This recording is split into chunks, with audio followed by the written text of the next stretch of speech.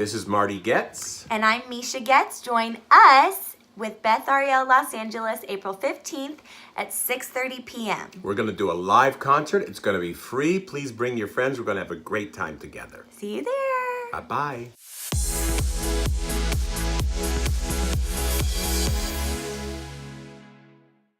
Please be seated. Now listen, just before we get started, and maybe we can get this just a little brighter, a little... I'm afraid to say anything. But just two things I wanted to mention, because we have some special guests. Is Mike Kokoris here? Mike's not here? Oh, Mike's right here. Mike, why don't you stand up for a moment? Mike is the pastor of the Lindley Avenue church, where we meet Saturday mornings at 11 o'clock. And so I just want to mention, I'm grateful that you're here, Mike, so thank you for coming. And then Louis. And then I just wanted to ask Louis to stand as well. Louis is the founder of Beth Ariel back in 1981.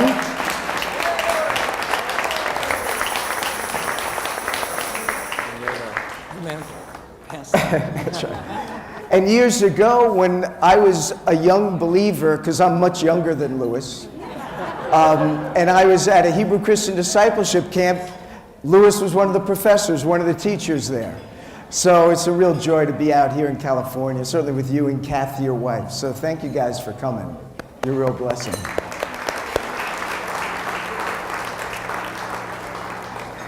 So now you have some salad on your plate. You guys can dig in. I wanted you to have that because I'm sure some of you didn't get a chance to eat. And while you're eating, I'm going to be talking a little bit. Passover is the celebration. Does this sound all right to you guys, or is it a little... Okay, because to me it's a little muddy, it's a little funny. But Passover is the celebration of the Jewish people's deliverance from Egypt. And you remember when Israel was in the land of Egypt, we were there for over 400 years, as God had told Abraham that would be the case. But then after 400 years, he raised up Moses, and Moses was called of God to deliver the people from Egypt. Brought them to Mount Sinai, where they received the law and the laws concerning the observance of the various festivals and maintaining the Passover as one of them. Today, as we celebrate Pesach, or Passover, everyone has a booklet. It's on your table. It's called the Haggadah. And the Haggadah comes from the Hebrew word nagad, which means to tell, and it is the storyteller of Passover, and we'll be using it as we go through our celebration together. Now, much of what we're going to do tonight comes out of Jewish tradition. I was raised in an Orthodox Jewish home. I came to know Yeshua, Jesus, as my Messiah when I was 17. But much of what we're going to talk about are the things that I just grew up with and did on a regular basis with my family. Years later, when I came to embrace Messiah and began to study about what happened in the course of Jesus' life, I began to see that he continued to observe these Jewish festivals. So what we want to remember is that when Messiah celebrated what is referred to as the Lord's Supper, that really was his last Passover meal with his disciples before his death, burial, and resurrection. Now, tonight is Good Friday in many churches, many Christian circles, as they celebrate the death of Messiah. Tonight is Passover. We'll celebrate the deliverance of the Jewish people from Egypt and remember what Yeshua did. And then tomorrow at our service, Saturday morning at 11 in Tarzana, we'll be celebrating Resurrection Day as we celebrate the resurrection of our Messiah. Now, before Passover is observed, because it begins the 7-day festival of the Feast of Unleavened Bread, Jewish families cleanse their home of any yeast or leavened products. But the night before Passover, the father and his son go in search of any leaven. The father or the son takes with him a wooden spoon and a feather, and they look for any leaven or yeast that might have been inadvertently kept in the house and not taken out. In my family's home, because I was raised in an Orthodox home, we actually had two separate set of dishes, one for Passover and one for the normal course of the year. We did that because if we had used some dishes with leaven on it, it would contaminate the household for Passover. But now the night before Passover, we're to make an inspection to make sure all the leaven's been cleansed out of the house. So my father and I, we would go and we would look for any leaven. Now traditionally, the mother of the household is to leave some leaven in the four corners of every room. And as the father and son would come to those corners and sweep up the leaven so as not to touch it with their hands, they'd use a feather and a wooden spoon. It would symbolize everything within the room has already been cleansed. But you know, as time went on, my father, I suppose, got a little lazy in his Jewish observance, and he didn't want to go through every room of every house and every corner. So on those occasions, we would sit around the table, my father would lead in prayer, and while my father was praying to find any leaven that might be left in the house, my mother would take some breadcrumbs, wrap them up in a linen cloth, and she'd put it right in front of my dad, sure to find it, you know. My father would always say, "See how God answers prayer? There's the leaven." And then we'd take the leaven in a linen cloth and we'd wrap it up, we'd go outside and we would burn it as a sign and symbol that the household has been cleansed of leaven. Now, all of that may seem rather detailed and obscure, but you know, in the New Testament, you can't appreciate one of the words that Paul writes because he draws on this tradition. He says in the book of Corinthians, "Your glorying is not good. Don't you know that a little leaven leavens the whole lump? Purge out the old leaven that ye may be unleavened, for Messiah, our Passover, has been sacrificed for us. Wherefore let us keep the feast, not with the old leaven of wickedness and malice, but with the unleavened bread of sincerity and truth." So just like the Jewish household would cleanse the house of leaven to celebrate Passover, so we are to deal with sin in our lives if we're to deal with the reality that of Messiah having come and become our Passover sacrifice for us. Now, once the household has been cleansed, everyone gathers around the table. Everyone's given the booklet, the Haggadah, which I made reference to. It comes from the Hebrew word nagad, which means to tell. This is going to tell us the story of Passover. Now, the father also puts on certain garments on this occasion that he might not wear nor during the normal course of the year. So on his shoulders, and Jewish men will wear what's called the Prayer Shawl or the tallis. They'll wear this. Some Jewish men will wear like a little, what would you call, like a little vest that goes under their clothes that has these uniquely knotted strands upon it, and you might see it outside by their waist. Others wear a garment like this, particularly in the synagogue when they come to worship. And on Passover, sometimes they put this on underneath a kittle that I'll put on in a moment. But if the tallis is to be made correctly, there are 4 uniquely knotted strands on the 4 corners of the garment, and there should be 613 knots that are made on these 4 uniquely knotted strands. And the 613 knots represent the laws, 613 commandments in the Mosaic Law. And the father wraps these 4 uniquely knotted strands in his fingers, and he says a prayer for the regathering of the Jewish people into the land of Israel, from which they have been scattered to the 4 corners of the earth.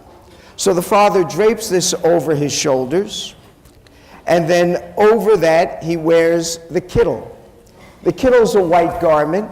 It's to remind us of the priestly robes that the Levites wore in the temple.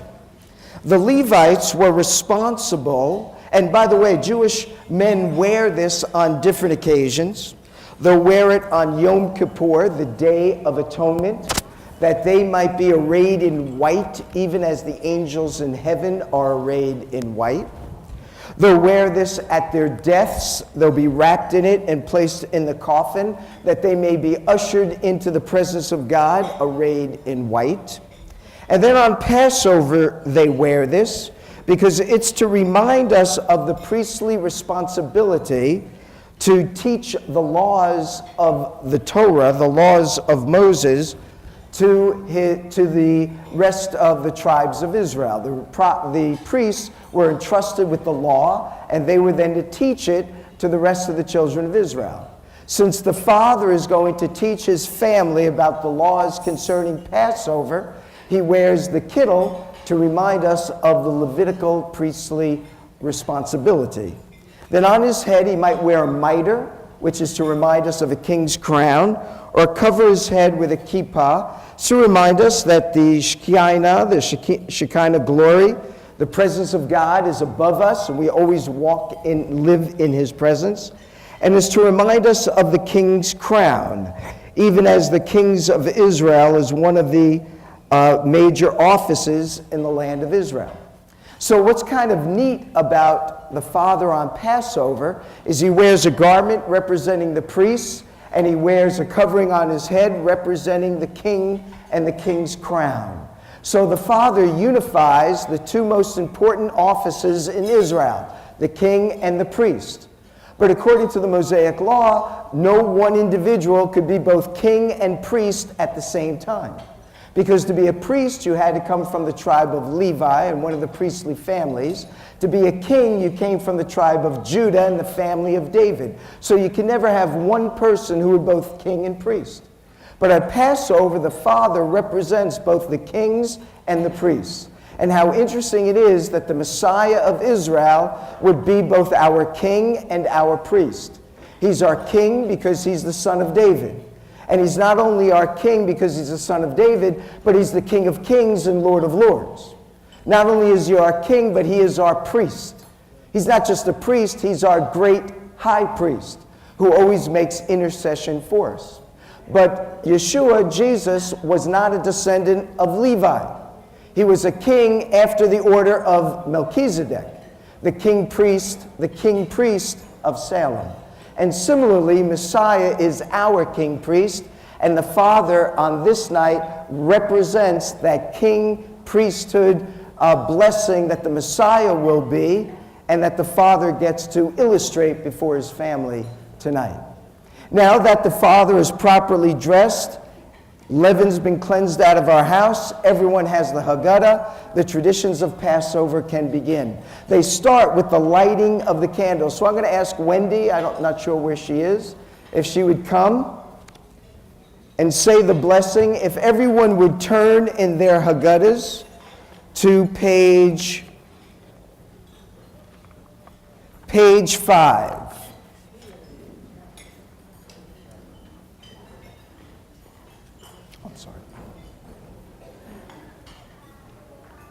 Nice and loud. Baruch atah Adonai, Eloheinu melech haolam, asher kiddushanu b'mitzvotav, v'tzivanu l'havivneh shel Yom Tov. Blessed are you, O Lord our God, King of the universe, who has sanctified us with your commandments and commanded us to kindle the Shabbat and the festival lights. Baruch atah Adonai, Eloheinu melech haolam, shehechianu, v'kiyamu, v'hiyamu, lazman hazeh. Blessed are you, O Lord our God, King of the universe, who has brought us life and has sustained us and has enabled us to reach the season of Kingdom. Amen. Now, just as the mother of the household lights the Passover lights, we're to be reminded, of course, that Passover is one of these Messianic festivals. The rabbis taught that when the Messiah comes, he would come on Passover. And so similarly, now we remember that the prophets spoke of the coming of Messiah in association with the woman. Genesis 3:15, for example, says that the seed of a woman would come and crush the serpent's head. Isaiah 7:14 tells us that the virgin shall conceive and bear a son, and they shall call his name Emmanuel, God with us. And so on this night, the candles are lit in the hope that Messiah may come this night. Interestingly enough, Messiah did come on Passover. That's when he came to give his life a ransom for many. He came as the Lamb of God who would take away the sin of the world. So as we light the candles in the hope that Messiah may come this night, we know that he came the first time on Passover. And as the candles are lit, we remember that when he comes, the prophet said, he would be a light unto the nations. And it reminds us of what Simeon said, right? When he picked up Messiah when he was a young child, he said, a light to lighten the Gentiles and the glory of thy people Israel. And indeed, Yeshua is just that. Now, if you have your Haggadahs, turn with me to page 6. Now, on Passover, we drink 4 cups of wine or 4 cups of juice. So on your tables, there are 2 bottles of grape juice. And if you would pour yourself some into your glass, we're going to take 4 sips. You don't have to fill the whole glass, just a little bit. Make sure there's enough for everybody. And we drink 4 cups this night. Each cup has a name to it, and each cup symbolizes a different stage in the deliverance from Egypt. The first cup is called the Kiddush Cup. And the Kiddush Cup separates this night from all other nights. It comes from the Hebrew word Kodesh. We often translate the word as holy, but it means to be set apart. And so this night is set apart as the first of the 7 major festivals that the Jewish people observe. So let's raise our cups together. We're going to say the blessing in Hebrew, and then in English, and then we'll all partake together. Everybody ready? All right, let's raise our cups. Baruch atah Adonai Eloheinu melech haolam borei peri hagafen. Blessed are you, O Lord our God, King of the universe, who creates the fruit of the vine. Let's partake together. Now, as we're partaking, we remember that Messiah celebrated Passover with his disciples. So he must have done many, if not all, of these traditions that we're doing today. We know from the New Testament account that he did partake of these cups of wine. We have 3 of them mentioned in the Brit Hadashah, or the New Covenant Scriptures. Yeshua, when he gathered with his disciples, he said, this is the last time I will celebrate Passover with you before I suffer. And I no longer will drink, he said, of the fruit of the vine until I drink it anew with you in the kingdom. When he said, I will no longer drink of the fruit of the vine, he was reciting part of the blessing formula, just as we said this evening. Blessed are you, O Lord our God, King of the universe, creator of the fruit of the vine. So when Yeshua said, look, this is the last Passover I'm going to celebrate with you before I suffer, I will no longer drink of the fruit of the vine until I drink it anew with you in the kingdom. He was saying those words when he said when he drank and partook of the first cup. He also told us when it would be the next time he would celebrate Passover with his disciples. He said, until I drink it anew with you in the kingdom. So the next time he'll celebrate Passover with his disciples is when he returns in glory and establishes his kingdom on earth. And so whenever I share the Passover, I always tell them, so you're really privileged to celebrate Passover tonight, because if it's your first time and you're not familiar with the traditions, now you'll become familiar with them. And then when Messiah returns, it'll be like old hat for you. You'll be ready to participate with him. You won't have to ask, which fork do we use, any of that kind of stuff. You'll know exactly what we're supposed to do. Now take a look on page 7. Before we go on with our Passover meal, we have to have our hands washed. So now, what I would like you to do is to choose a woman at each one of your tables. On the back corner there and in the back corner there, there is a bowl with a cup of water and a hand towel. So I want you to get the cup of water, the bowl, and the towel. Drape the towel over your arm. Hold the bowl out and pour some water over the individuals that are around your table. So there are bowls back here and in that corner. And you have 2 minutes to do it.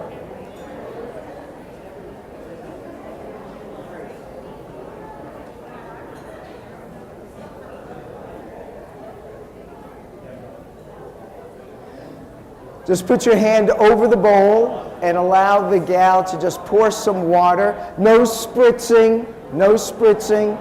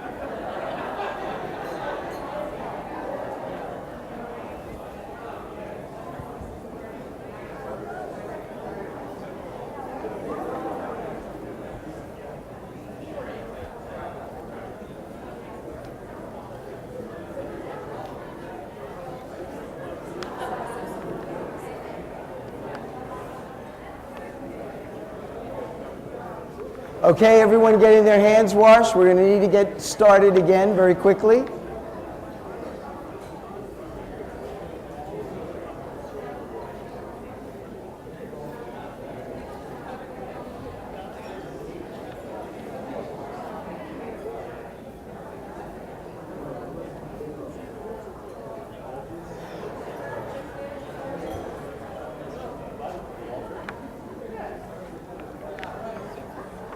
Okay, in your Haggadahs, turn to page 7. On the top of page 7 is the blessing that we're to recite as we have our hands washed. Everybody ready? Here we go. Let's say the blessing together. Baruch atah Adonai Eloheinu melech haolam asher kidshanu b'mitzvotav v'tzivanu al natilat yadayim. Blessed are you, O Lord our God, King of the universe, who has sanctified us by your commandments and has commanded us to wash our hands. Now on your Seder plates, there's a central plate, and you'll see all kinds of good stuff. There's a little bit of salt water. There's an egg on your Seder plate. There's some parsley. There's some bones. There's some chopped nuts and apples, which is our haroset. And then there's some horseradish, which is our bitter herbs. I want everyone to take a sprig of the parsley and then to swish it in your salt water. And then after you have swished, just pass it all around. Pick up the salt water, pass the salt water around.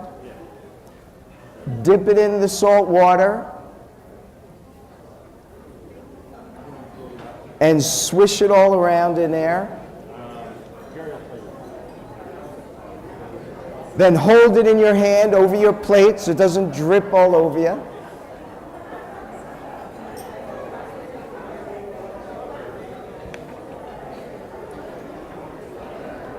And then on page 8, we're going to say the blessing, and we're all going to partake together.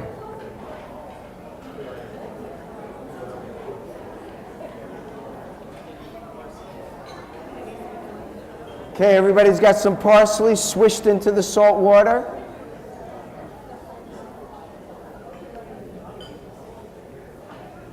Okay, on page 8, let's say the blessing together. Baruch atah Adonai Eloheinu melech haolam borei peri ha'adamah. Blessed are you, O Lord our God, King of the universe, who creates the fruit of the earth. And let's partake together.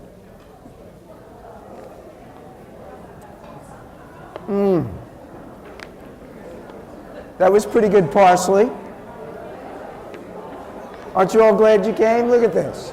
Yeah, parsley, salt water, a sip of juice. Can't beat it. Now, I'd like you to appoint somebody at your table, one of the men if you can. If not, just somebody there. And on your table is a matzah that's wrapped up, and it has 3 matzahs in them. And I want you just to lift up the 3 matzahs. Okay, everybody's got it held up? On the top of page 9. Let's read it together. Behold, this is the bread of affliction, which our ancestors ate in the land of Egypt. Let all who are hungry come and eat of it. Let all who are needy come and celebrate the Passover with us. Now I'd like you to take out the middle cake of matzah. Just take that one out. And then break it in half. And then with the napkin that's on top, just wrap it up. Tuck it underneath. And put the other half just right on top of the matzah that you had. Now, didn't Jesus do something like this when he celebrated Passover? He took the bread, he broke it, and what did he say? This is my body, which is broken for you. So Yeshua used this tradition to illustrate his coming death. When we go further into the Passover, we'll talk more about it. But once you have broken the matzah, just wrap it up and then put it right back down on the table. We'll take it out at another point. Now on page 11, traditionally what happens is the youngest son asks the father 4 questions. And Charlene's going to come, and she's going to lead us in the singing of the Manishtana, which is found on page 11, which are the 4 questions.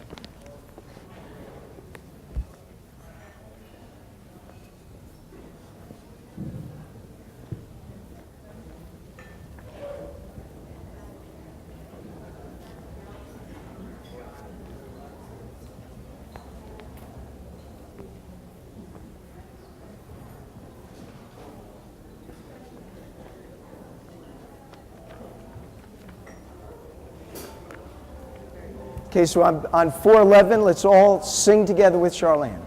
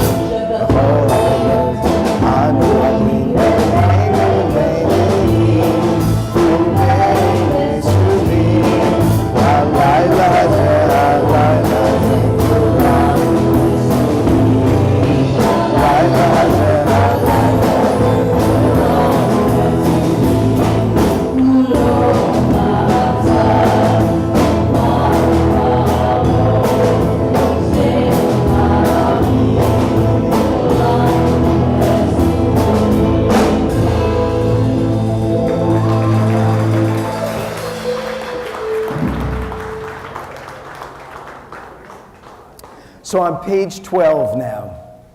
Now that the 4 questions are asked, the Father will respond to them. The first question was, on all other nights we may eat either leavened or unleavened bread, but on this night only unleavened bread. And so that's why we eat and partake of matzah. Because matzah does not contain yeast, it doesn't rise, and because Passover begins the festival of unleavened bread on the remaining 7 days plus Passover, so for 8 days we don't eat anything that contains yeast. That's why the Father cleansed the house before Passover. That's why certain set of dishes are removed from the house, and other products that are made with yeast or leaven are removed. Then the second question was, on all other nights we may eat all kinds of herbs, but on this night only bitter herbs. And so on your Seder plates, you have the horseradish, which is the bitter herbs. And we'll partake of the bitter herbs because we're to remember the bitterness of bondage that we had experienced in Egypt. And because of that bitterness of bondage, we shed tears. And so we are to shed tears this night to identify ourselves with our people and with their suffering. And so we partake of the horseradish to bring tears to our eyes. Now, I know that there are some people who love horseradish. So you have to take like 2 or 3 times the amount, make sure it brings some tears to your eyes. And then the third question is, on all of the nights we do not dip even once, but on this night we dip twice. The first dipping was the dipping of the parsley into the salt water. So what does the parsley represent? Springtime of the year that Passover falls, and the hyssop leaves, which is dipped into the basin of blood to sprinkle on the 2 side doorposts and upper lintel, so that when the angel of death passed through the land of Egypt, he would pass over those homes that were marked by the blood of the Lamb. And then we dip it into the salt water. What does the salt water represent? The tears that were shed in bondage, and the Red Sea through which the Jewish people escaped through the land of Egypt, which is a saltwater body of water. That's the first dipping. The second dipping, we will dip the matzah into the bitter herbs and into the chopped nuts and apples, and when we do, we'll talk more about that at that time. And then fourthly, it says, on all other nights, we eat either sitting or reclining, but on this night, we all recline. So traditionally, everyone that sits around the table gets a pillow, and everyone reclines on their left elbow. And the reason for that is because in the ancient world, if you were a slave, you ate standing up or sitting erect. But if you were a free person, you ate reclining, and therefore we all recline on our left elbow, reclining to our left side. Now look on page 13, 14, 15. These pages remind us and tell us the story of Passover and the deliverance of the Jewish people. And the important thing to me to remember about the Exodus from Egypt is that God was remembering his promise to Abraham that I will bless them that bless thee, and I will curse those who curse thee. That's what he said to Abraham in Genesis chapter 12. And the story of the Exodus is the outworking of those promises. So you remember when the Jewish people were brought into Egypt, they came into Egypt during the time of Joseph. They were in Egypt for over 400 years, and they grew into a mighty nation while they were in the land of Egypt. Of course, Pharaoh saw the Jewish people growing, and so he was concerned with their presence in the land of Egypt. So he wanted to do something about that. The first thing he did was to set up taskmasters over the Jewish people to afflict them with heavy bondage. But the scripture says that the more that they afflicted them, the more that they multiplied. And so what Pharaoh was hoping would happen certainly didn't. But God was being faithful to his promise to Abraham that I would multiply your seed as the stars in heaven and as the sand on the seashore. So Pharaoh did a second thing. He commissioned the midwives to kill all the firstborn male children who were born. But we were told that the midwives feared God, and they would not slay the firstborn male children. As a result, the Lord blessed those midwives, we're told in Exodus chapter 1. So Pharaoh did a third thing.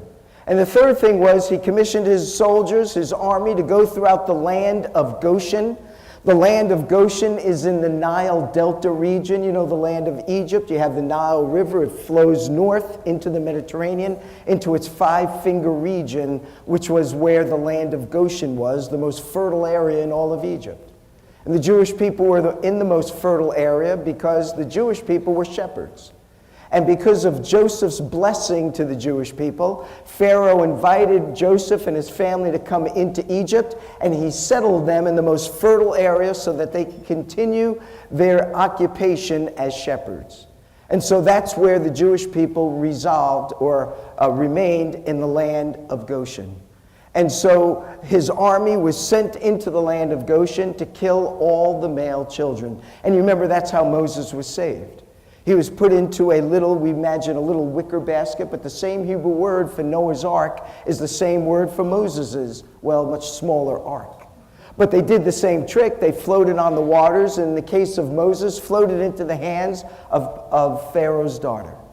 And so he was raised by his mother, Jochebed, and then was brought into the world of the Egyptians, and was trained in all the knowledge and wisdom of the Egyptians. And then as he identified with his people Israel, he saw an Egyptian taskmaster afflicting an Israelite slave, and so he killed this taskmaster. He fled into the land of Midian, the area of the Sinai Peninsula. It was there that he met up with Jethro, married his daughter Zipporah, had his firstborn son Gershom, but it was there that he also saw a bush that was burning and was not being consumed. He drew closer to that, and when he came closer to it on Mount Horeb, Mount Sinai, where he would later receive the law, the Lord spoke to him from the bush and identified himself as the God of Abraham, Isaac, and Jacob, and told him his name, that he was I am.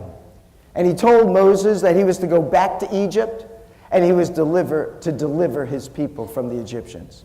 Of course, Moses was a bit reluctant, but the Lord is such a gracious God. He sent his brother Aaron to accompany him, and Aaron became his mouthpiece, as it were, as he gave the command, "Let my people go."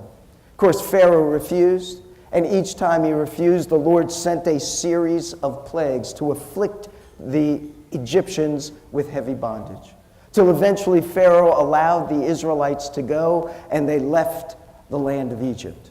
What's interesting is that the Lord brought judgment on the Egyptians in the same way that the Egyptians were harming the Jewish people. You remember the first thing he did? He set up taskmasters over the Egyptians, over the Israelites, to afflict them with heavy bondage. So the Lord now would send a series of plagues upon the Egyptians to afflict them with heavy bondage. And each one of the plagues was a judgment on one of the false gods of Egypt. You remember the gods of Egypt? The god of the sun was the god Ra. You remember the god of the frogs was Ektit. Ektit was the god of the frogs. You can't forget that one. Ektit. We'll remember that one.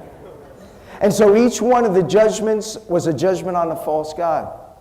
And then the Pharaoh changed his mind, allowed the Jewish people to go. Oh, and you remember he went to kill the firstborn by having the midwives slay the firstborn. The Lord would send the 10th plague, which would kill the firstborn in Egypt that were not in homes marked by the blood of the Lamb. And then you remember he attempted to drown the Jewish children, Jewish people. And so what happened when the Jewish people left the land of Egypt? What did they do? They came through the Red Sea. The Lord caused the winds to blow, the waters to divide, and the Israelites could go across on dry ground. But you remember when the Egyptian army attempted to pursue the Israelites? The Lord caused the winds to blow and the waters to recede, and the armies of Egypt were drowned in the waters. In the very same way that the Egyptians tried to harm the Jewish people, God brought judgment on the Egyptians. So what we're celebrating this night is God's covenantal love for his people Israel. He said, I will bless those who bless them, and I will bring judgment on those who bring judgment upon them. And so we celebrate God's faithfulness to his promises to the Jewish people. Now in your Haggadahs, turn with me to page 23. Make sure that you pour your glass for the second cup that we'll partake of. This time, what I want you to do is to take your little finger, you're going to dip it in the cup and take out a drop of the juice, and then you're going to put a drop on your plate or on your napkin or whatever you have there. Put it on your plate. And with each drop, we're going to shout out in unison the 10 plagues. You guys ready? Okay? So dip, and the first one, blood. Now, look, these are the judgments of God. I know maybe we're not impressed, so we say, blood, it's blood. No, I mean, this is like a big deal. So let's do this again. Ready? On my count, on 3. Dip, 1, 2, 3. Blood. Dip. Frogs. Lice. Flies. Cattle plague. Boils. Hail. Some are behind us, but that's okay. Back to hail. 1, 2, 3. Hail. Locusts. Darkness. And the death of the firstborn. So we're grateful for what God has done. Let's turn to page 25 and we'll sing Dayenu together. It would have been sufficient. You guys ready?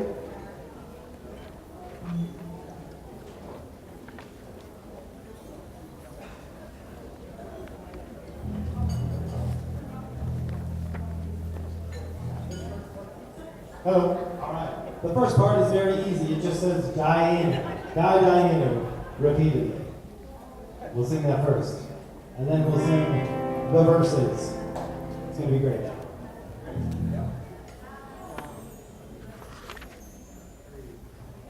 Dayenu. Dayenu. Dayenu. Dayenu. Dayenu.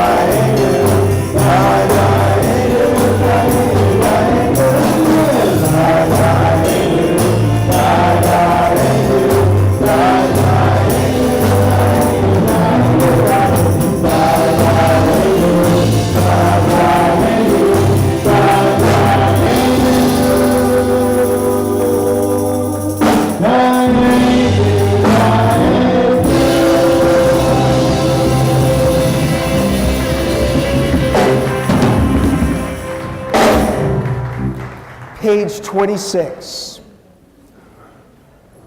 Had he taken us out of Egypt, but not brought judgment upon our adversaries, together, Dayenu. Had he brought judgment upon our adversaries, but not allowed us to pass through the sea on dry land, Dayenu.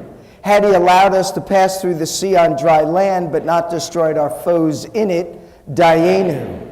Had he destroyed our foes, but not satisfied our needs in the wilderness for 40 years, Dayenu. Had he satisfied our needs in the wilderness for 40 years and not given us the Torah, Dayenu. Had he given us the Torah, but not the Messiah, Yeshua, our atonement, Dayenu. But he did take us out of Egypt. He did bring judgment upon our adversaries. He did allow us to pass through the sea on dry land. He did destroy our foes. He did dissatisfy our needs in the wilderness. He did give us the Torah. He did give us the Messiah, Yeshua, as our atonement. He did preserve us to this day. He has given us the land of Israel. Let us thank him and praise his name. For all God's blessings, we are grateful and thank him unceasingly. Baruch Hashem, blessed be the name. Now on your Seder plates is the shank bone of a lamb. If someone would just lift it up for all to see. We have the shank bone of a lamb on our table because it was the Passover lamb that was sacrificed, the blood of which was sprinkled on the two side doorposts and upper lintel that protected the firstborn from the angel of death that passed through the land of Egypt. Because the temple has been destroyed and has not been rebuilt, we can't sacrifice a lamb for Passover. So in place of the lamb, we have the shank bone of a lamb to remind us of the lamb that was sacrificed in Egypt. So we can put it down. Turn in your Haggahdas to page 29. And let's recite this psalm together on the bottom of the middle of page 29, Psalm 113. Ready? Praise the Lord. Praise, O servants of the Lord. Praise the name of the Lord. Let the name of the Lord be praised, both now and forevermore. From the rising of the sun to the place where it sets, the name of the Lord is to be praised. The Lord is exalted over all nations. His glory is above the heavens. Who is like the Lord our God, the one who sits enthroned on high, who stoops down to look on the heavens and the earth? He raises the poor from the dust and lifts the needy from the ash heap. He seats them with princes, with the princes of their people. He settles the barren woman in her home as a happy mother of children. Praise the Lord. On the bottom of page 30, let's raise our cups together. Let's say the blessing over the second cup, the cup of plagues. What was the first cup? It was the Kiddush Cup. It separates this night from all other nights. The second cup is the cup of plagues, by which we remember the 10 plagues. There's no reference to it in the Brit Hadashah, the New Covenant Scriptures, with Jesus. But let's raise our cups, bottom of page 30. Baruch atah Adonai Eloheinu melech ha'olam borei peri hagafen. Blessed are you, O Lord our God, King of the universe, who creates the fruit of the vine. Let's partake together. Now on your tables, there is a plate of matzah. I'd like everyone to break off a piece, about an olive-sized portion or so, for each individual. Okay, just break off a piece, pass a cake of matzah around, and get a piece of matzah.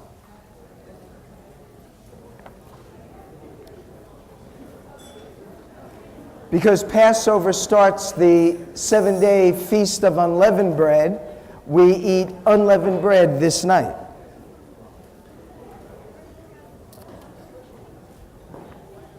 Okay, everyone has a piece. On the top of page 31, let's say the blessing together. Baruch atah Adonai Eloheinu melech ha'olam asher kidshanu b'mitzvotav v'tzivanu al achilat matzah. Blessed are you, O Lord our God, King of the universe, who has sanctified us with your commandments and has commanded us to eat unleavened bread. So let's eat together.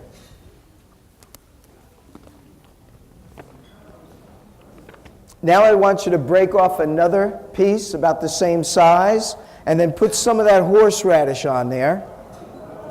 No complaining. 40 years in the wilderness, we had complained. Just break off a piece and then put some of the horseradish on it. Pass around the horseradish so everyone can get it. Yeah, just break off a piece.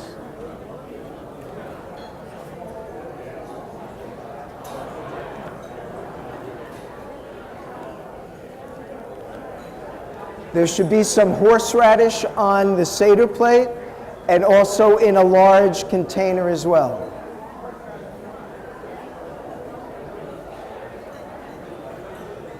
Okay, wait till we say the blessing. You always have to wait. See, that's what happens.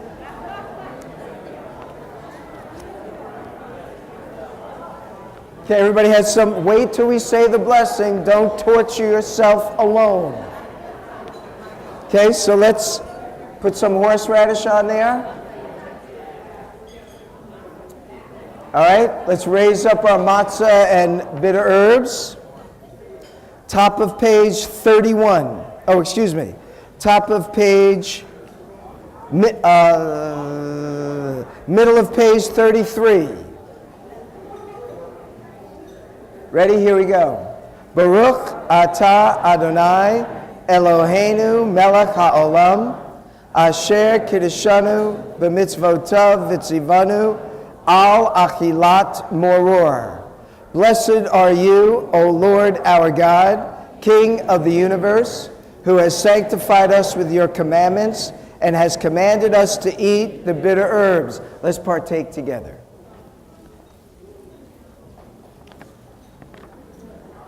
We're almost there, almost time for the meal. Okay, now what I want you to do is to break off 2 pieces of matzah about the same size. On one piece, put some more of the horseradish. On the other piece, put some of the chopped nuts and apples. There should be 2 bowls on your table that you can pass around, as well as one on the Seder plate. And then put it together and make a sandwich.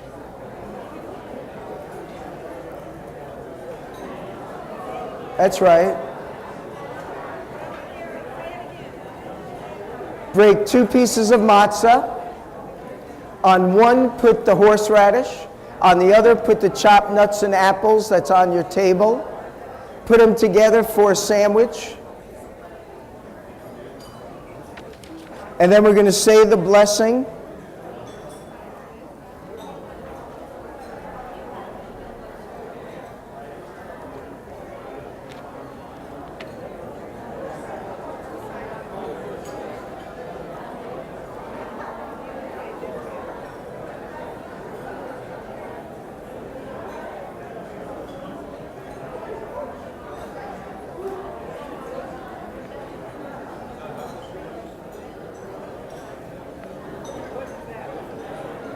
Okay, make your sandwich, put it right on top of the other, squish it in there. Now on the Seder plate, we've gone over some things.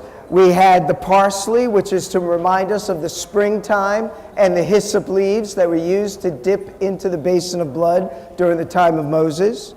We have the bitter herbs, the horseradish, to remind us of the bitterness of bondage and to bring tears to our eyes. We have the shank bone of a lamb to remind us of the Passover lamb sacrifice during the time of the Exodus. We also have the shank bone of a lamb, which is like by the hip region, to remind us of that portion of Jacob's leg that was touched by the angel with whom he wrestled all night, and then had his name changed from Jacob to Yisrael, from he that acts on the heel to he who is a prince with God. We had the salt water, which reminds us of the tears and the Red Sea. And now we're adding the chopped nuts and apples, the haroset. It's to turn brown to remind us of the mortar with which the Jewish people made bricks in order to build Pharaoh's treasure cities at Pithom and Ramses. But it's very sweet. You'll like how that tastes, depending on who made it, of course. But you make a little sandwich. We're going to say the blessing. Let's say the blessing on page 33. And I can't tell you who made what, so I'm not sure. Middle of page 33. Baruch atah Adonai Eloheinu melech haolam asher kidshanu b'mitzvotav v'tzivanu al achilat moror. Blessed are you, O Lord our God, King of the universe, who has sanctified us with your commandments and has commanded us to eat the bitter herbs. So let's partake together.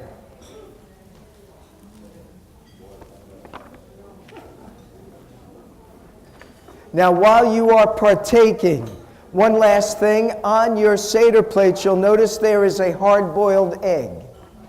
It's to be hard-boiled, then roasted in the oven.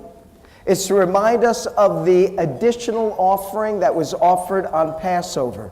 The night of Passover, the Passover lamb sacrifices were offered in the temple, and then individual families took the lamb and they celebrated Passover on that night. The next day in the morning, an additional festival offering called the Haggadah, the festival offering, was offered. And it was during the offering of the Haggadah that Messiah was dying for our sin and providing atonement for sin. Remember, Thursday night, Yeshua celebrated Passover. Passover lambs were already being killed on Thursday. Then the families took them home, and Thursday night they celebrated Passover. The next day, the offering in the temple was offered, which was the Haggadah offering. And in the morning hours, Messiah was then giving his life a ransom for many as our suffering servant, as Isaiah refers to him, as our Messiah who would take away the sin of the world. Now that ends the first part of our Passover. So 34 in the Haggadahs.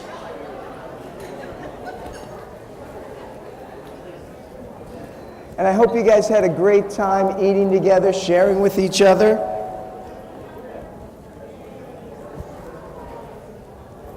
You know, as we started celebrating Passover together,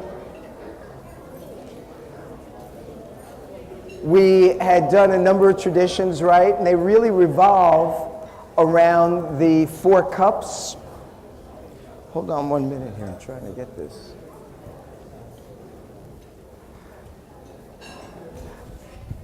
They revolve around the 4 cups of wine or juice. The first cup was called the what? Kiddush Cup. And it's separated this night from all other nights. And then we had the second cup was the cup of plagues. And then we're coming to the third cup, which is our cup of redemption, whereby we remember the deliverance that the Lord provided when he gave his life, but also we remember the Passover lamb sacrifice that was offered in Egypt. So if you have your Haggadahs, turn to page 35. Now, whoever took the matzah out that we had, and you wrapped it, remember we took the matzah out of the napkin, and you broke it in half. Now what I'd like you to do is to unwrap the piece of matzah you had. Take out that one you wrapped up, unwrap it, and break off a piece to give to each person around your table. We made the point that Yeshua, when he celebrated Passover with his disciples, he broke the bread and said, "This is my body which is broken for you." So we break off a piece, and we're going to start on page 35.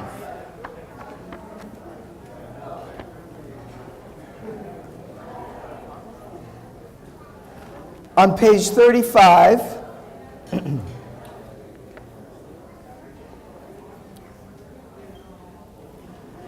at this point in the service, this is what Jewish people will do at every Passover Seder. They'll wrap up the matzah, they'll unwrap it. And it appears that this is what Yeshua was doing, although we don't read about all of the wrapping as such. But no doubt there's a great deal of tradition here that seems to reflect on what Messiah had done. Page 35. When Messiah celebrated Passover with his disciples, it says in the middle of the page, he took bread, he gave thanks, he broke it, and he gave to them, saying, "This is my body given for you. Do this in remembrance of me." Yeshua himself said, "I am the bread of life. Your forefathers ate the manna in the desert, yet they died.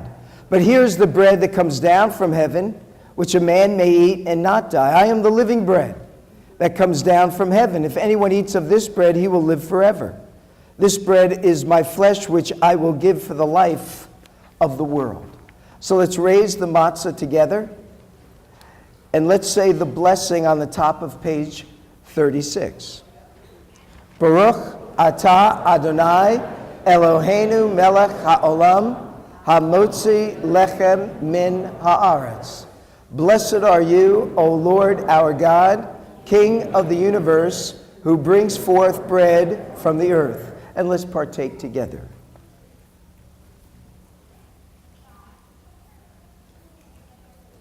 Bottom of page 36. Let's read together. Blessed are you, O Lord our God, King of the universe, who redeemed us and who redeemed our fathers from Egypt, and has brought us to this night to eat unleavened bread and bitter herbs.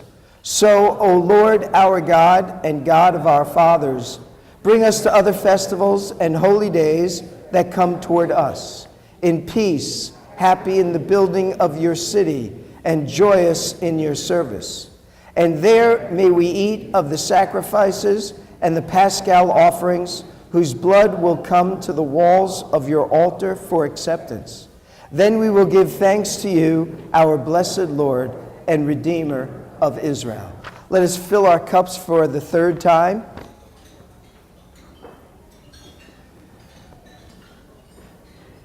Now let me just say, while you're preparing for this, remember we said in the Brit Hadashah, in the New Covenant Scriptures, we read of how Messiah celebrated Passover with his disciples.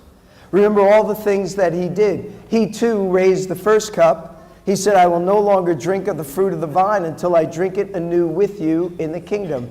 He said that during the drinking of the first cup, which would have been the Kiddush Cup that separated this night from all other nights.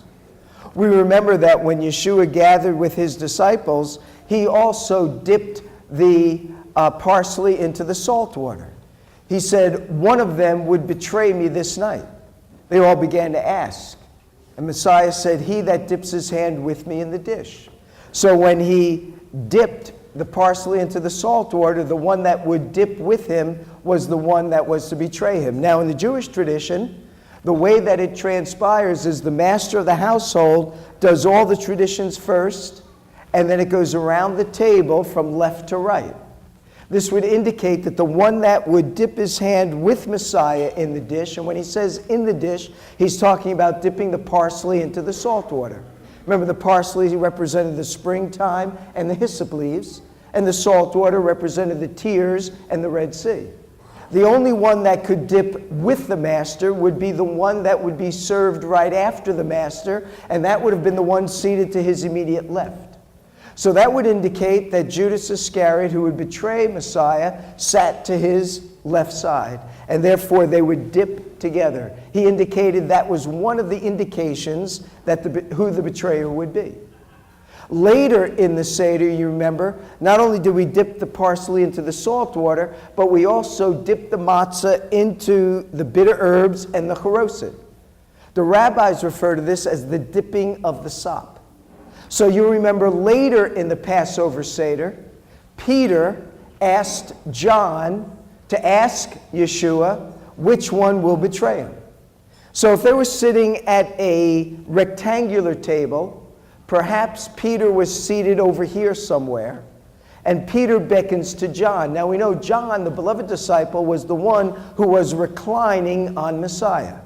You remember one of the 4 questions that we had sang?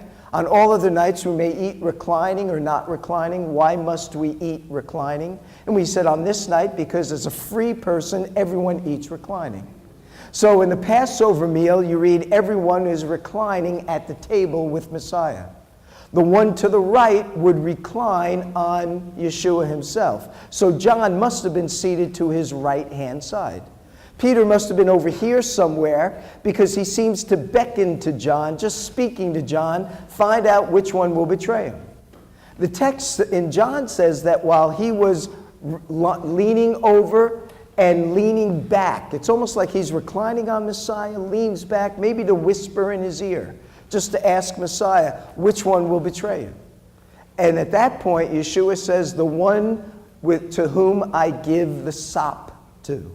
The sop, of course, is the dipping of the 2 matzah pieces into the bitter herbs and the chopped nuts and apples. Who would he give it to that would signify the betrayer? Well, if he serves from left to right, the first one that would receive it would be in his immediate left, which meant that Judas was seated here while John was to his right.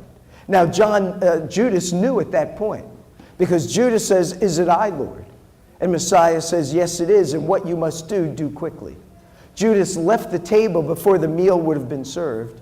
He's no longer at the table when Messiah breaks the bread and says, "This is my body broken for you." And he's no longer at the table when he takes the cup and he says, "This is the blood of the new covenant poured out for the remission of sins. Drink all of it." So when we come to this third cup, Messiah also partook of it. The first cup, the Kiddush Cup, he partook of. The cup of plagues he didn't partake of, or at least we don't have record of it. But then the third cup is the cup of redemption. And the cup of redemption reminds us of the deliverance of the Jewish people from Egypt. The first cup, the cup of the Kiddush Cup, separates this night from all other nights. The second cup, the cup of plagues, reminds us of the 10 plagues by which the Lord redeemed us out of Egypt. The third cup, which we're about to partake of, is the cup of redemption that reminds us of our deliverance from Egypt through the Red Sea. And this is the cup that Yeshua waited for. We know that because in Luke's gospel it says, taking the cup after dinner. So the cup after dinner, just like we just had our dinner, the cup after dinner was the third cup, the cup of redemption. And it's that cup that the Messiah raises and says, this is the blood of the new covenant poured out for the remission of sins, by which he was anticipating his coming death, by which he would provide atonement for sin and thereby forgiveness as well. So let's raise our cups together. Those of us who know Messiah as our Redeemer, as our Messiah, as our Savior, when we partake of this cup, we're doing this in remembrance of him, even all that he had done to provide salvation for us. If we're not believers in him, we're still raising our cups, partaking together, remembering the deliverance we've received when we came out of the land of Egypt. So on the top of page 37, or the middle of page 37, let's recite the blessing together. Baruch atah Adonai Eloheinu melech haolam, borei peri hagafen. Blessed are you, O Lord our God, King of the universe, who creates the fruit of the vine. Let's partake together.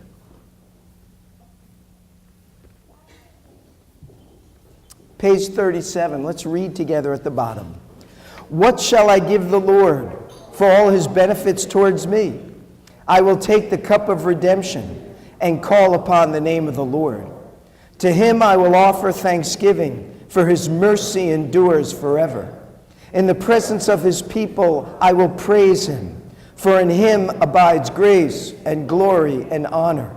We exalt him above all others. Blessed is the Lord our God. May he grant strength to his people, and may he bring peace to Jerusalem. On page 38, Psalm 136 is one of these just beautiful psalms that reminds us to give thanks to the Lord, for his mercy endures forever. Ki, because li'olam, forever, chazdo, is his grace, is his mercy, is his loving kindness. So let me read for us the text of the psalm, and then together we'll all recite Ki li'olam chazdo. Give thanks to the Lord, for he is good. Ki le'olam chazdo. Give thanks to the God of gods. Ki le'olam chazdo. Give thanks to the Lord of lords. Ki le'olam chazdo. To him who alone does great wonders. Ki le'olam chazdo. Who by his understanding made the heavens. Ki le'olam chazdo. Who spread out the earth upon the waters. Ki le'olam chazdo. Who made the great lights. Ki le'olam, the sun to govern the day. Ki le'olam chazdo, the moon and stars to govern the night. Ki le'olam chazdo, to him who struck down the firstborn of Egypt. Ki le'olam chazdo, and brought Israel out from among them. Ki le'olam chazdo, with a mighty hand and an outstretched arm. Ki le'olam chazdo, to him who divided the Red Sea asunder.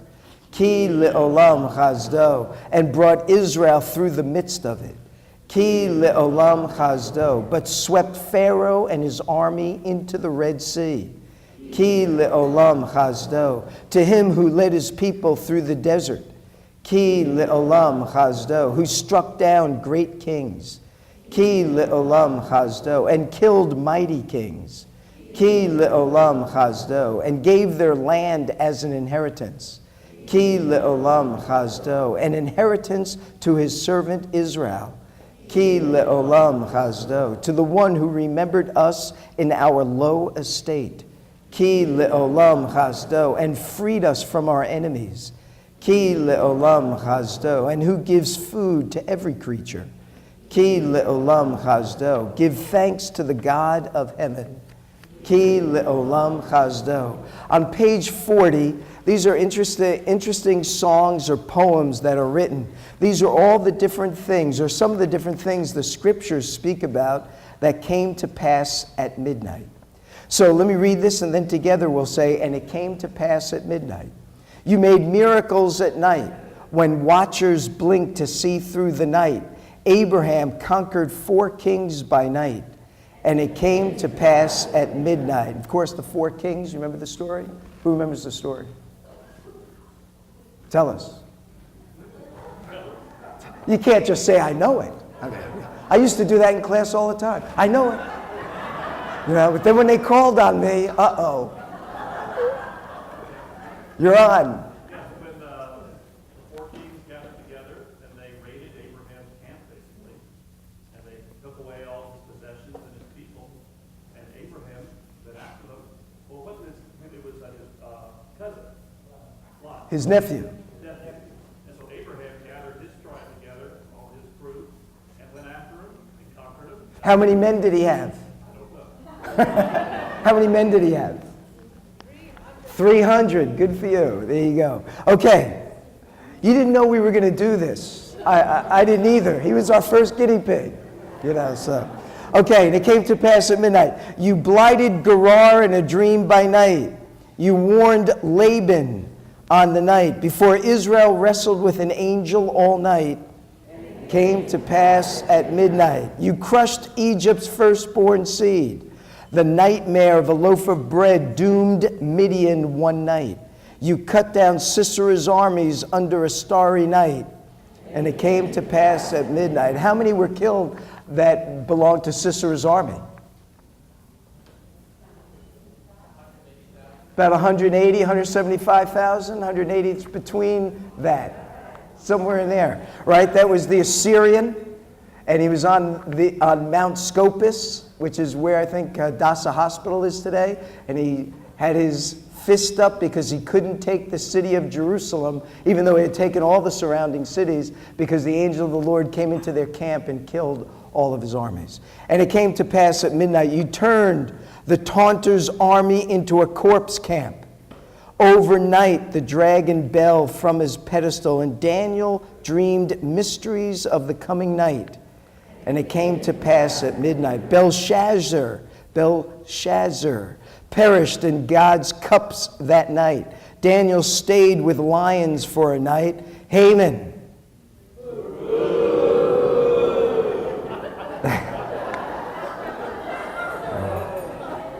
Did anyone bring their groggers? Just say everyone's ready. There we go. I knew we could count on someone. There we go. Haman the hater wrote his letters late at night, and it came to pass at midnight. What happened with Belshazzar? The writing on the wall does occur. You're absolutely right. And what's this thing about God's cups? What's the cups? Where's my class from Eternity Bible? Yeah, that were taken from the temple, right? And they were just kept by Nebuchadnezzar, but later Belshazzar takes them out and begins to sort of deride the God of Abraham, Isaac, and Jacob, right? And then that's the night that Babylon falls to the Medes and the Persians. And it came to pass at midnight, you toppled, dare I say it, Haman. During, and you know, this always got me, Ahasuerus. Isn't it just Achashverosh? Right? That's how, Louis, that's how we know it. Achashverosh, Ahasuerus. What a weird way to say it. Xerxes is better. You toppled Haman during Ahasueros's sleepless night. Say that 3 times fast. You tread the winepress, asked, what of the night? You answer, the day cometh and also the night. And it came to pass at midnight. Bring quickly, Lord, the day which is not day or night. The day is yours, God, and so is the night. Set guards about your city day and night. Give us vision clear by day and night. And it came to pass at midnight. Now, on page 41, because Malachi has told us that he would send us Elijah the prophet before the great and terrible day of the Lord, and he would turn the hearts of the fathers to their children and their children to their fathers. So because this is a night when we hope the Messiah would come, that's why we lit the candles at the very beginning, that this is a Messianic festival, so we hope Messiah would come this night. If he comes this night, well then Elijah has to come first, because Malachi tells us that he would send us Elijah the prophet before the great and terrible day of the Lord. So if we believe he'd come on Passover, he's got to come just before. He hasn't come yet.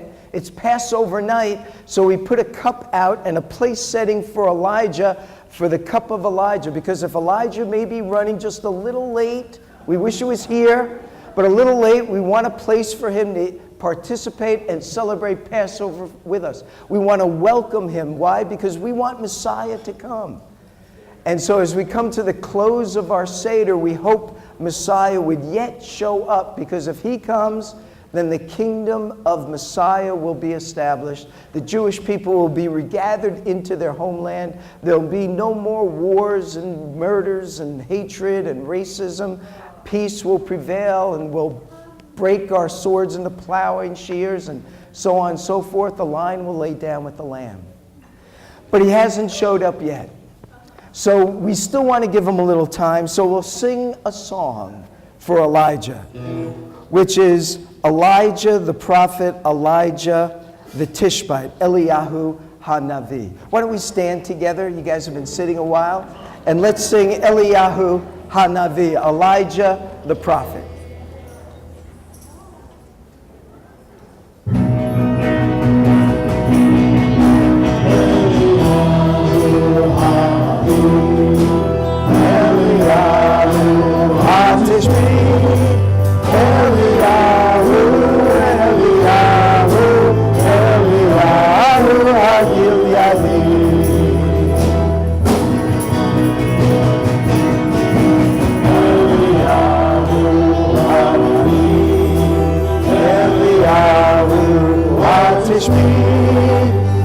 Eliyahu, Eliyahu, Eliyahu.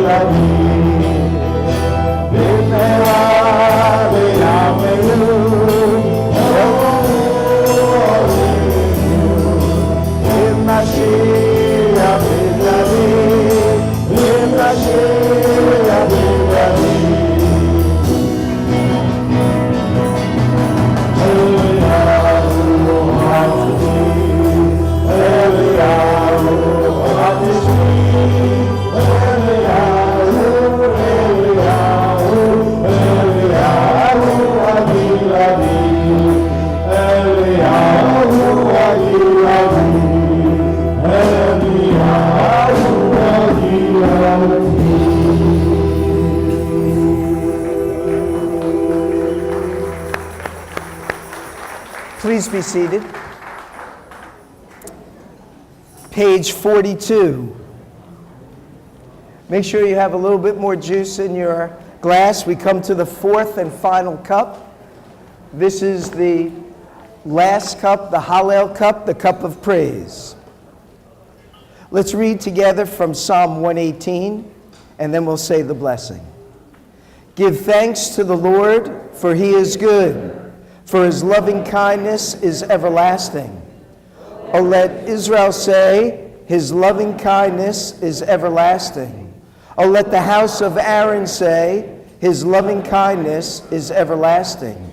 O let those who fear the Lord say, his loving kindness is everlasting. Give thanks to the Lord, for he is good. His loving kindness is everlasting. How blessed are those who observe his testimonies, who seek him with all their heart. Let's raise our cups together. Baruch atah Adonai Eloheinu melech haolam borei peri hagafen.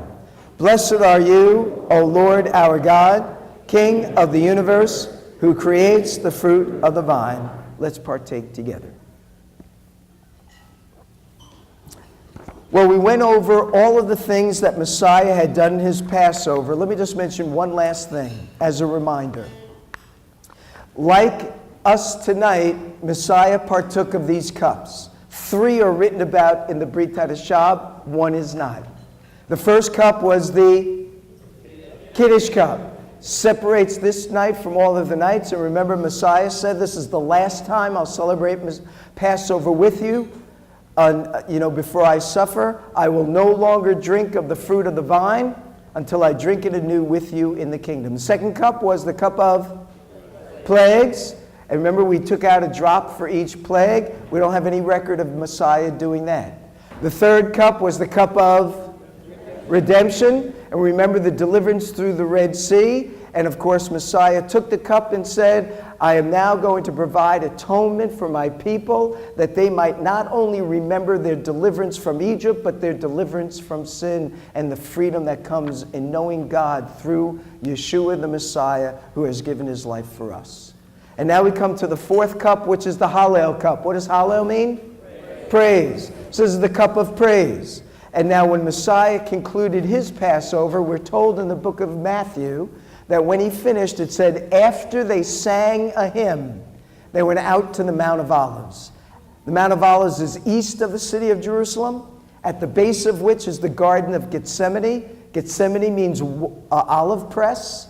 And it was there that Messiah was arrested, betrayed, and then handed over to the authorities, and then went to his death.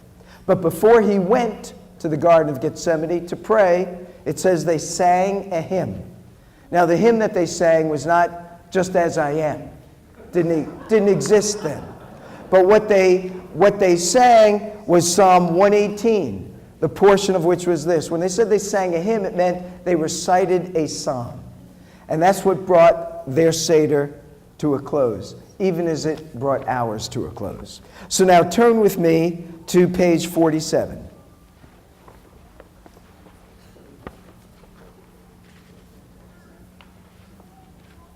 Let's read together at the bottom of page 47. Blessed are you, O Lord our God, King of the universe, for the vine and the fruit of the vine, for the yield of the field, and for the land, pleasant, goodly, and which you favored and gave as an inheritance to our fathers, to eat of its fruit, and to be satisfied with its goodness. O Lord our God, God of our fathers, Abraham, Isaac, and Jacob, let us come before you to be continually in your presence. May all the wondrous works which you have created be to us a memorial and a remembrance of your love which knew no bounds. When your Son was sent to us to be our Passover, you have brought back the exiled of Zion in our day. You have restored Jerusalem, the city of David, to us. You have made the desert bloom as the rose. Blessed are you, O Lord, sustainer of Israel. May the Lord rule over us forever. May the Lord be blessed in heaven and earth. May the Lord sustain us eternally. May the Lord send his blessings to all assembled here. May the Lord allow us to behold the day of Messiah's second coming. May he who makes peace in his high heavens grant peace to us and to all Israel. Amen. The rites of the Seder are now concluded in accordance with ancient precept and with the same enthusiasm and devotion that we have shown preparing for it and participating in it. May we now live our lives. May he who is pure and dwells on high inspire us to walk in his precepts, guide us by the Messiah's teaching, and lead by his Spirit who indwells those who have received him. May he draw us ever closer to himself, and may we always remember to pray for the peace of Jerusalem as he has commanded. Psalm 122, verse 6. Now, along with the rest of the household of Israel who lives outside her borders, we say together, L'shana haba'ah b'Yerushalayim, next year in Jerusalem. Let's stand together and we'll sing L'shana haba'ah b'Yerushalayim. B'Yerushalayim, L'shana haba'ah b'Yerushalayim, L'shana haba'ah b'Yerushalayim. If you want to try to dance around, see if you get everyone to do it, you're on. I would go over there to get Gary, because he'll go. Gary Morgan. I would dance over there. Oh, he can't. Yerushalayim,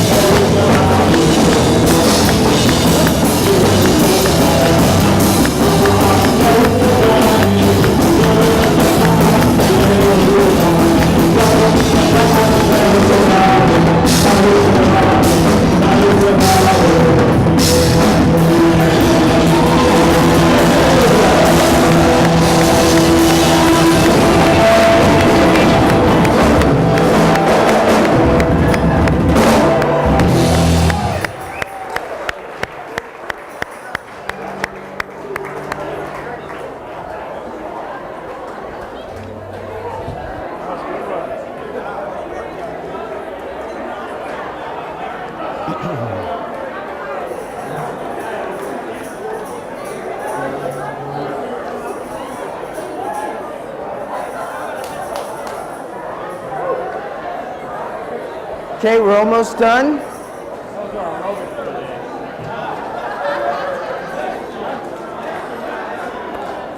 We're almost done, and we're almost ready for our dessert.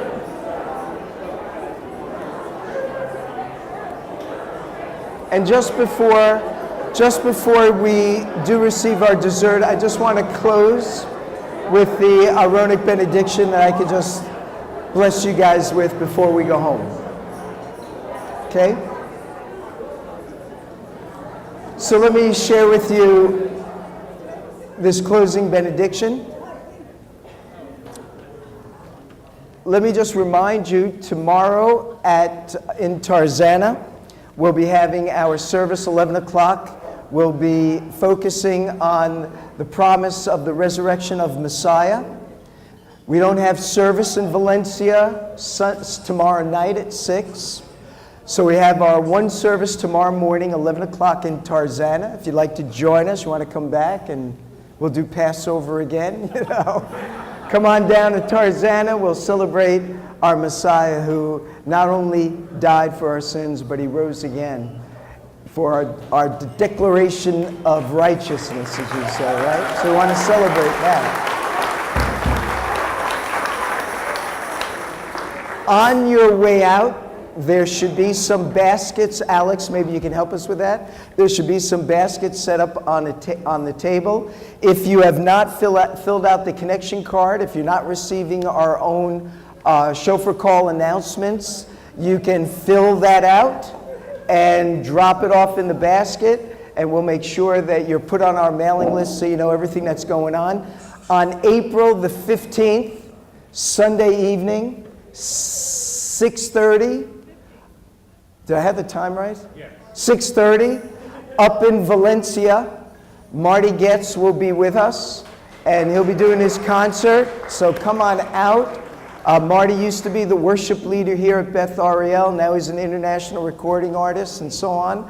He and his daughter will be here, and they'll be performing up at Higher Vision Church in Valencia Sunday night in their main sanctuary. So come on out, April 15th, Sunday evening. And one last thing, in your Haggada's, you'll see there's an envelope. We had given out a number of scholarships for folks to come and celebrate Passover with us. If you would like to help us in defraying that cost, we'd be most grateful to receive it. If you're not able to, that's fine. We're already here. But we're grateful that you've come. But if the Lord has touched your heart, you'd like to help, on the way out, you can put an offering in the envelope and drop it off in the basket as well. Okay? They're going to serve dessert in a moment. So let me just share with you the benediction, and we'll close tonight. Thank you guys for coming. This has been a wonderful celebration because you're all here. We're very thankful for Knollwood Country Club, and certainly for everyone that helped out. We introduced them earlier. They made it possible for us all to come, and we all made it possible to have a great time in celebrating Passover together. So thank you for coming. Yivarechecha Adonai v'yishmarecha, Ya'er Adonai panav elecha v'chunecha, Yisa Adonai panav elecha v'yasem lecha shalom. May the Lord bless you and keep you. May the Lord cause his face to shine upon you and be gracious to you. May the Lord lift up his countenance upon you and grant you his shalom, his peace. For we ask in the name of Yeshua HaMashiach, Jesus the Messiah, Sar Shalom, the Prince of Peace. So shalom, shalom, everyone.